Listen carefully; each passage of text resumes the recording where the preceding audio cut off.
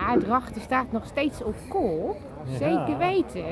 Bent u ook voor Drachten, meneer? Nou, die mag mij wel winnen hoor vandaag. Ja? Ze zullen geen kampioen worden, denk ik. Nee, denkt u niet? Nee, er zijn wel andere vergaderen. En wie denkt u dat de kampioen gaat worden dan? Nou, ik geef lang weer nog een beetje kans. Lang weer. En welke schipper zit daarop? Weet u dat zo? Ja, Johannes Meter. Ook een meter. Ja, er varen 4 meters mee. Ja, op Akkerem zit een meter. Ja, die van Leeuwarden. En nou ja, lang weer dan. En Huzum. En Huzum. Ja, ook ja. Maar is het dan ook allemaal familie? Ja, zeker. U hebt er wel een beetje verstand van, hè? Ja. Ja, ze komen allemaal in de schippersfamilie. Hè. Kijk, en opa's die voeren vroeger ook al in de jaren 60, 70 en zo. Dus, Maar het gaat al vanaf de eeuwwisseling zo, hè? ja, zeker. Ik heb me laten vertellen dat vroeger werd het scootjesiel in eerste instantie georganiseerd door allerlei kasteleins. Klopt, inderdaad, ja. Ja, En dan dat konden ze wat extra bijverdienen met de wedstrijd. Ja.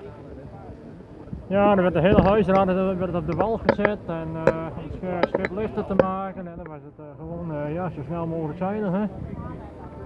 Zo is dat SKS-zeilen ontstaan op een gegeven moment. Precies. Kijk, ik heb ook nog wel eens een hele interessant interview, hè?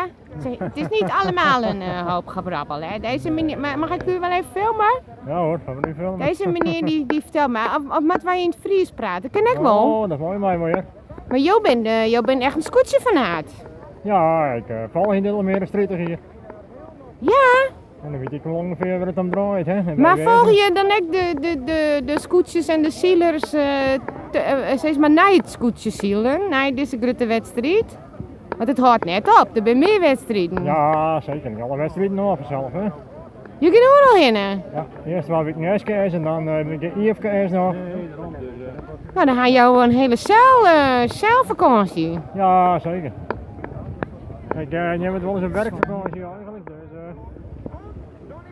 Ga je net ambities om verslachten, Jan? verslagen, ja, nou, nee, dat werkt met een geld door. Ja, ik geef geld op de achtergrond. Ja, Ik geef geld op. Hij maakt het zo enthousiast, maar ze gaan je zo rustig voorbij.